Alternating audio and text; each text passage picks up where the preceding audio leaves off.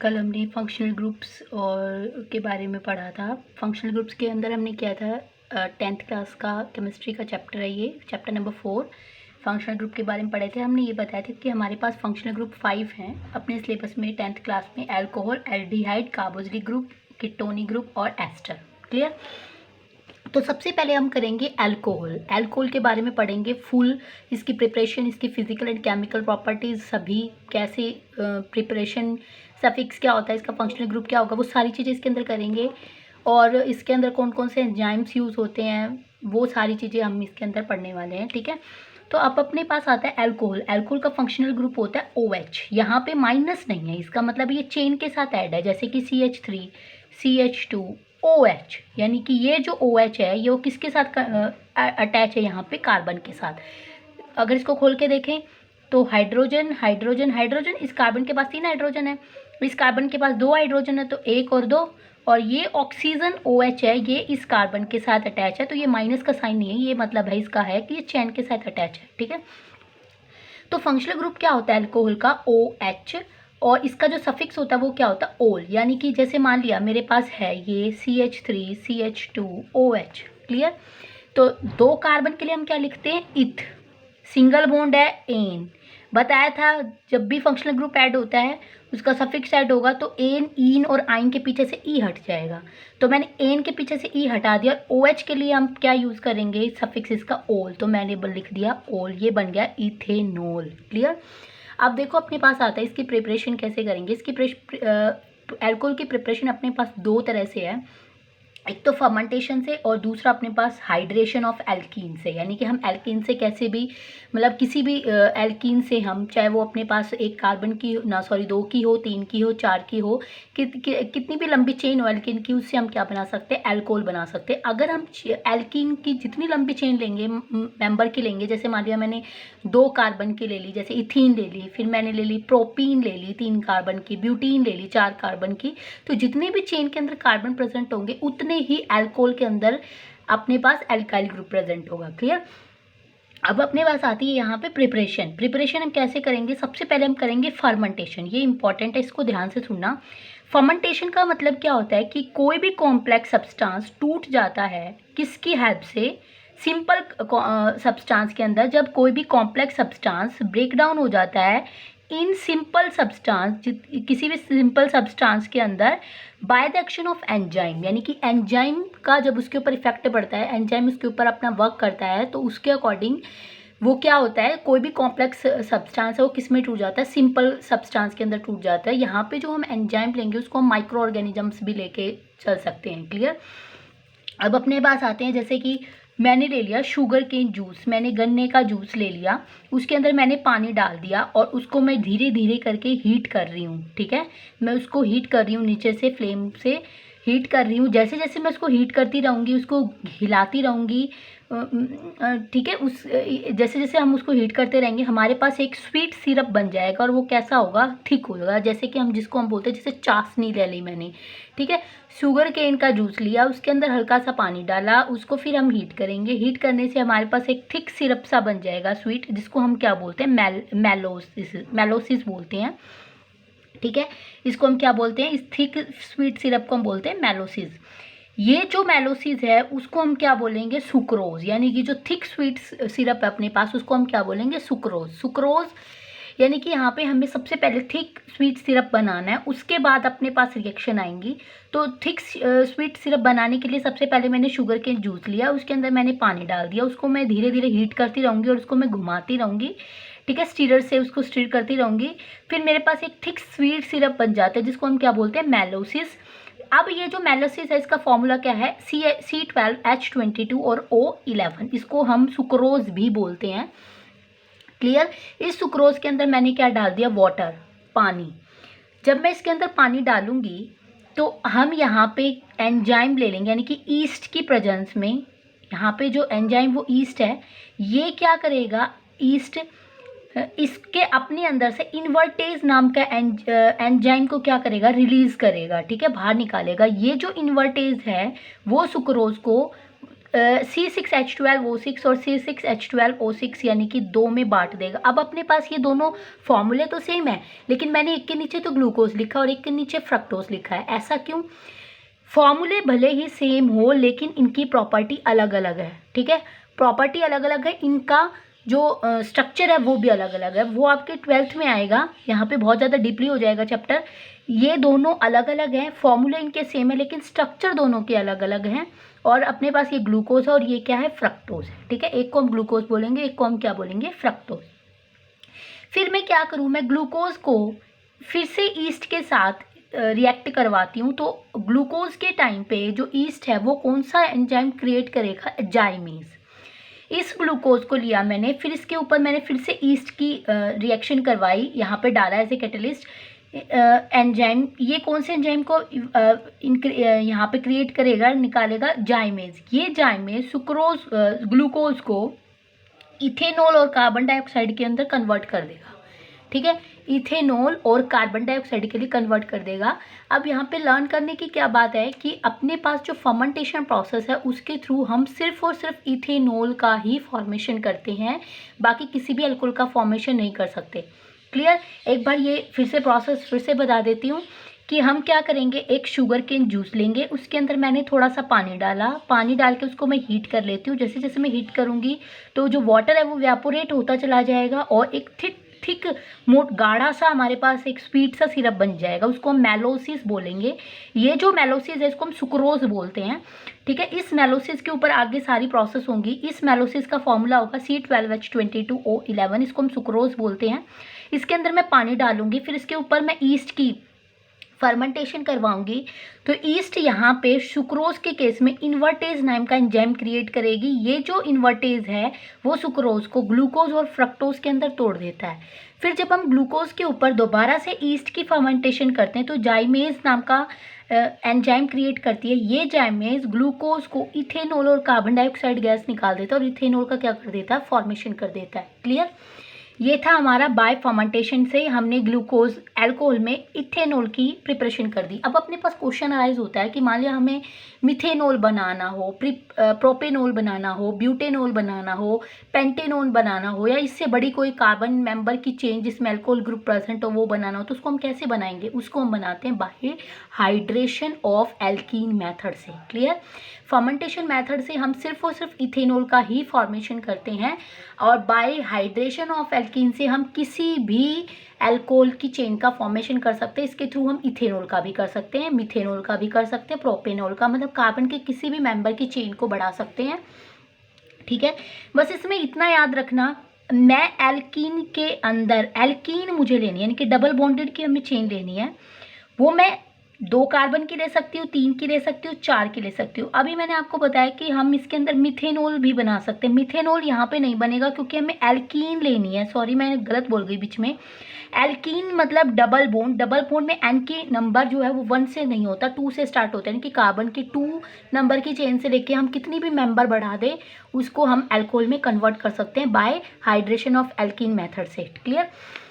मैं यहाँ पे एल्कीन, कोई भी एल्कीन लूँ, मुझे अल्कोहल में उतने ही कार्बन मिलेंगे। अगर मैं इथीन लेती हूँ तो मुझे इथेनॉल मिलेगा, प्रोपीन लेती हूँ तो मुझे प्रोपेनॉल मिलेगा, ब्यूटीन लेती हूँ तो मुझे ब्यूटेनॉल मिलेगा। यानी कि कार्बन की उतनी ही नंबर हमें प्रोडक्ट में मिलेंगे अल्कोहल के अंदर। क्लियर? इसके अंदर क्या होता है कि इसके अंदर हम कोई भी एसिड लेंगे, वीक एसिड, वो भी कंसंट्रेटेड फॉर्म में। क्लियर? याद रखना, यहाँ पे हम सल्फ्यूरिक एसिड का यूज़ नहीं करते। कभी भी हम इसके अंदर कंसंट्रेटेड सल्फ्यूरिक एसिड नहीं लेंगे। क्यों नहीं लेंगे? क्योंकि जो सल्फ्यूरिक एसिड होता है उसको हम डिहाइड्रेटेड एजेंट की फॉर्म में यूज़ करते हैं। डिहाइड्रेटेड एजेंट मतलब जो वाटर को एब्सॉर्ब कर लेता है, यानी वाटर को उसके अंदर से निकाल देगा। तो कभी भी हम हाइड्रेशन ऑफ एल्कीन के अंदर सल्फ्यूरिक एसिड का यूज़ नहीं करते। हम इसके अलावा कोई भी कंसंट्रेटेड एसिड, वीक एसिड भी ले सकते हैं, उसका यूज़ करेंगे। यानी कि एल्कीन के अंदर जब मैं पानी मिला दूं और कोई भी वीक कंसंट्रेटेड एसिड ले लूं तो वो हमें अल्कोहल बना के देता है। ये मेरे पास एक जर्नल इक्वेशन है। इसको मैं कैसे लिखूंगी? मान लिया मैंने इथीन ले लिया, इथीन के अंदर मैंने पानी मिला दिया, वाटर H2O, तो जो वाटर होता है वो टूट जाता है HOH में। क्लियर? यानी कि 2 हाइड्रोजन 1 ऑक्सीजन टूट जाता है। एक हाइड्रोजन अब ये मेरे पास इथीन है, इथीन में मेरे पास डबल बॉन्ड है, क्लियर। अब मुझे पता है एक बॉन्ड के अंदर 2 इलेक्ट्रॉन होते हैं, ठीक है। अब मैं क्या करूँगी, ये जो बॉन्ड है, ये जो कंसंट्रेटेड एसिड होगा, ये एज ए कैटलिस्ट का काम करेगा। ये डबल बॉन्ड में से एक पाई बॉन्ड को तोड़ देगा। कल ही मैंने आपको बताया था कि जो डबल बॉन्ड होते हैं, मल्टीपल बॉन्ड वाली जो अपने पास प्रॉपर्टी थी, उसमें बताया था कि डबल बॉन्ड और ट्रिपल बॉन्ड में हमारे पास एक सिग्मा तो और एक पाई बॉन्ड तो होता है डबल बॉन्ड में, और ट्रिपल बॉन्ड में बीच वाला तो होता है सिग्मा, और ऊपर नीचे वाले होते हैं पाई बॉन्ड, ठीक है। पाई बॉन्ड इजीली टूट जाते हैं क्योंकि वो पार्शियली फॉर्म्ड होते हैं। तो मैं क्या करूँ, ये जो मेरे पास इथीन के जो डबल बॉन्ड है, इसमें से एक बॉन्ड मेरे पास टूट जाएगा। अब एक बॉन्ड में 2 इलेक्ट्रॉन होते हैं, एक इलेक्ट्रॉन तो ये ले लेगा कार्बन, और दूसरा इलेक्ट्रॉन ये कार्बन ले लेगा, ठीक है।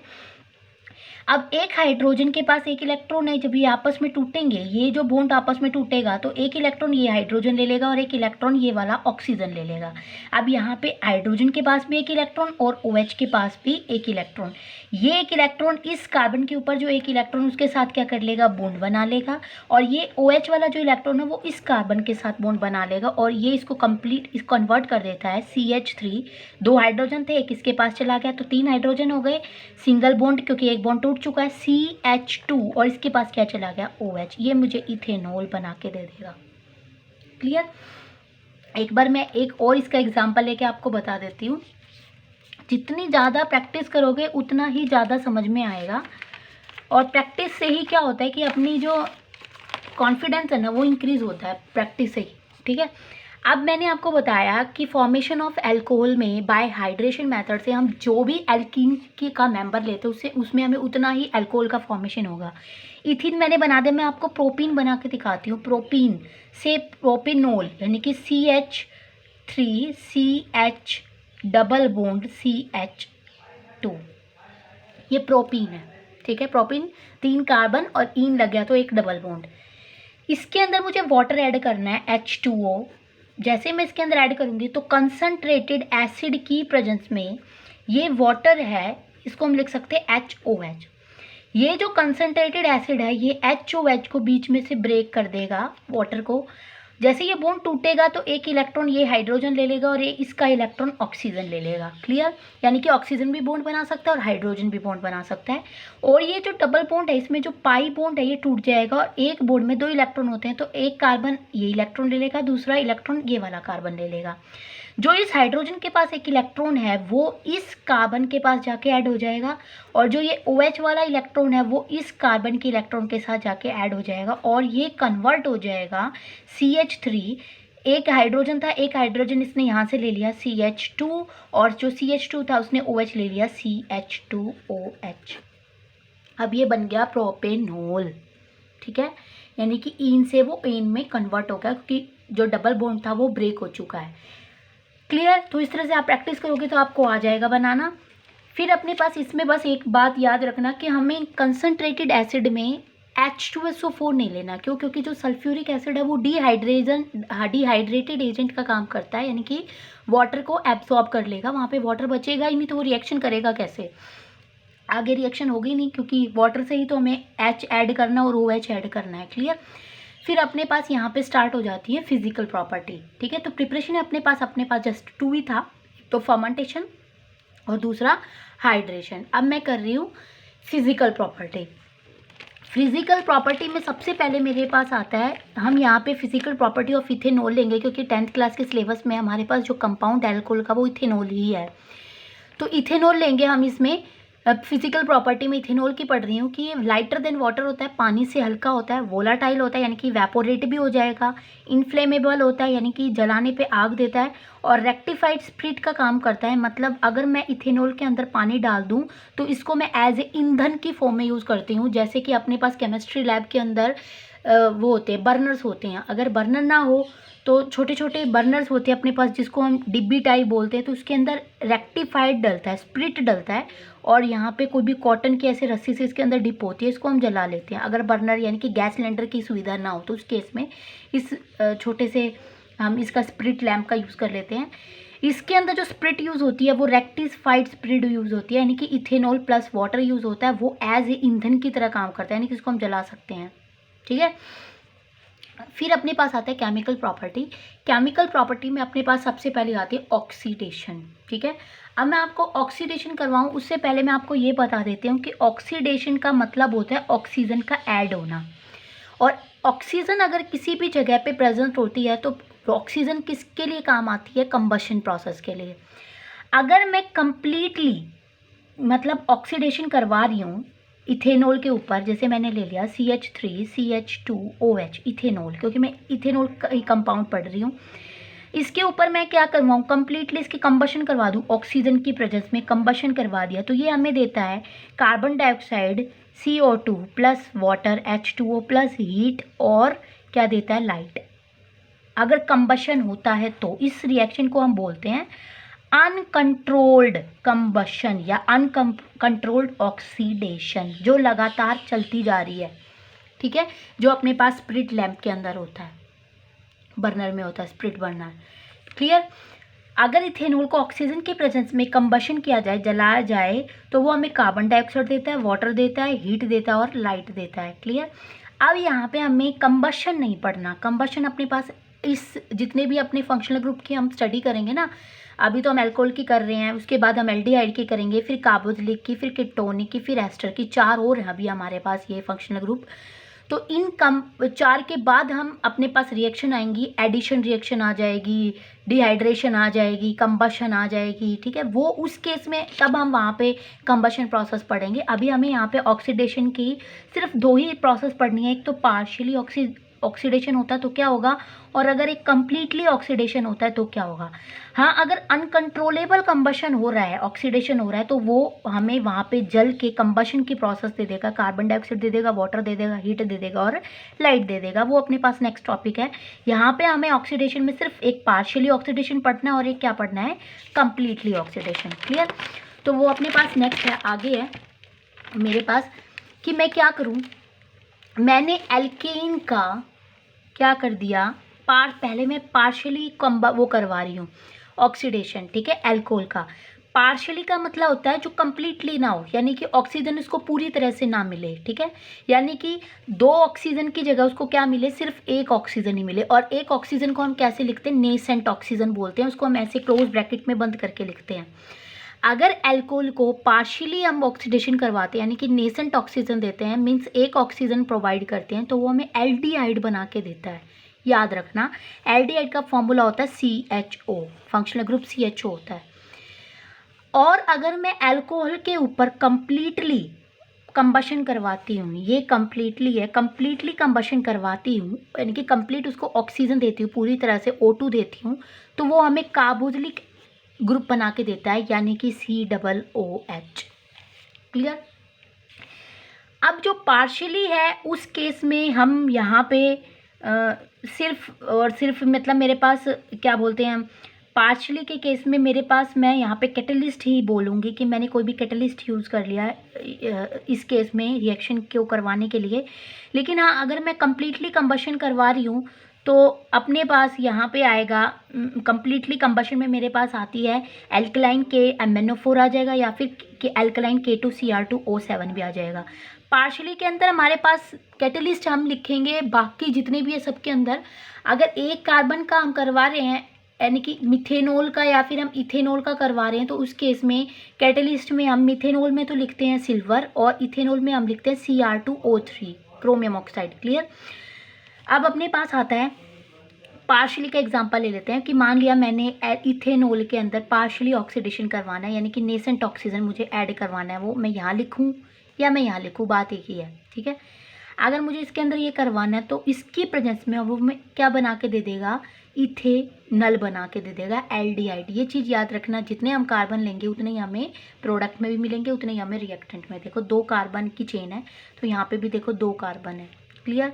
ये इस तरह से हमें बना के दे देता है। और इस केस में देखो होता क्या है, एल्डिहाइड बना के दिया है तो इसको मैं खोल के लिखूँ तो CH3CH2OH है, OH तो इसके साथ ऐड हो जाएगा। ठीक है, कैसे ऐड होगा? एक हाइड्रोजन और ये जो OH है ये वाटर की फॉर्म में बाहर निकल जाते हैं। क्लियर? और जो ये नेसेंट ऑक्सीजन है वो इस कार्बन के साथ बॉन्ड बना लेगी। कैसे बनाएगी? इसका भी मैं आपको एग्जांपल लेके दिखाती हूँ। जैसे मैंने ले लिया CH3CH2OH, इसको मैं पार्शियली कम ऑक्सीडेशन करवाने के नेसेंट ऑक्सीजन के प्रेजेंस में, अब मैंने बताया था कि जब पार्शियली कम ऑक्सीडेशन करवाते हैं, 2 कार्बन हो यानी कि इथेनॉल हो, तो वहाँ पे मैं लेती हूँ Cr2O3 क्रोमियम ऑक्साइड। अगर मिथेनॉल लेती, CH3OH लेती, तो और उसका पार्शियली ऑक्सीडेशन करवाती, तो वहाँ पे उस केस में कैटलिस्ट हम क्या लेते, सिल्वर लेते। क्लियर। पार्शियली करवा रही हूँ तो मेरे पास एल्डिहाइड बना के देगा, जितने कार्बन है इथेनॉल में है उतनी कार्बन हमारे पास एल्डिहाइड में होंगे। तो मेरे पास, मैं इसको कैसे बना दूँ, CH3CHO। ठीक है। अब ये बना कैसे, ये जो हाइड्रोजन था, इस CH2OH को मैं पूरी तरह से खोल के लिख रही हूँ। देखो 3 का हाइड्रोजन है यहाँ पे, तो मैं इसको तीनों हाइड्रोजन शो कर देती हूँ, 1 2 और 3। कार्बन के पास 2 हाइड्रोजन है, 1 हाइड्रोजन और 2 हाइड्रोजन, और यहाँ पे OH है, OH लिख दिया। अब इसके पास मैंने नेसेंट ऑक्सीजन लिख दी, Cr2O3 की प्रेजेंस में, 1 हाइड्रोजन और दूसरा बॉन्ड, ये दोनों बॉन्ड यहाँ से टूट जाएंगे, यानी कि OH और हाइड्रोजन मिलके वाटर बना देगा, और वाटर यहाँ पे रिलीज हो जाएगा, बाहर निकल जाएगा। ठीक है। और ये जो 2 बॉन्ड बचे हैं, यानी कि कार्बन टेट्रावैलेंसी में होती है इसकी, तो एक तो इस कार्बन के साथ अटैच है, किस हाइड्रोजन से, इन दोनों की साइड से वो टूट चुका है, वहाँ से वैकेंट हो चुकी है, एक एक इलेक्ट्रॉन इसने ले लिया है। तो ऑक्सीजन डबल बॉन्ड बनाती है, वो इस कार्बन के साथ डबल बॉन्ड बना लेगी, तो 1 हाइड्रोजन 2 हाइड्रोजन 3 हाइड्रोजन, कार्बन के पास ये 1 हाइड्रोजन ऊपर है तो मैंने लिख दिया। ये जो 2 बॉन्ड टूटे थे वो दोनों बॉन्ड इसने किसके साथ बना लिए, ऑक्सीजन के साथ, और ये क्या बन जाएगा, aldehyde group means CH3CHO। Clear. तो यहाँ पे अपने पास इस तरह से बॉन्ड बन जाएगा। फिर मैं कितनी भी लंबी चेन लूँ, मेरे पास ये इस तरह से बना के दे देगा। अब अपने पास आता है रिएक्शन विद मेटल, मेटल के साथ रिएक्शन करता है तो वो क्या बनाता है, मेटल के साथ रिएक्शन करेगा। जैसे अल्कोहल ने मेटल के साथ रिएक्शन की तो वो मेटल एल्कोक्साइड बना के दे देगा, उसका जो नाम होगा वो क्या होगा, मेटल एल्कोक्साइड। जनरल इक्वेशन जैसे ही आप लर्न करते हो तो आपको किसी भी रिएक्शन, इससे रिलेटेड जो रिएक्शन आप बनाओगे उसको बनाने में प्रॉब्लम नहीं आएगी। तो मैंने CH3CH2OH यानी कि इथेनॉल को जब मैं सोडियम के साथ रिएक्शन करवाती हूँ तो वो हमें क्या दे देगा, मेटल एल्कोक्साइड। मेटल एल्कोक्साइड मतलब एक मेटल तो होनी चाहिए, एल्क मतलब कोई भी एल्काइल ग्रुप होना चाहिए, और ऑक्साइड मतलब ऑक्सीजन प्रेजेंट होनी चाहिए। तो मेटल एल्क ऑक्साइड मतलब ऑक्सीजन, इसका नाम भी हमें ऐसे देना है। मेटल पहले है तो मेटल कौन सी है, सोडियम। एल्क कोई भी एल्काइल ग्रुप कौन सा हमारे पास, इथेनाइल है, तो आइल नहीं लिखूंगी क्योंकि ऑक्सीजन जुड़ा हुआ है, तो इथ लिखूंगी, 2 कार्बन है तो इथ, सोडियम इथ, ऑक्सीजन के लिए ऑक्साइड, सोडियम इथॉक्साइड। क्लियर। इस तरह से बना देगा और 2 हाइड्रोजन यहाँ से बाहर हो जाएंगे। अब ये रिएक्शन हुई कैसे, मैंने यहाँ पे 2 इथेनॉल ले लिए। क्लियर।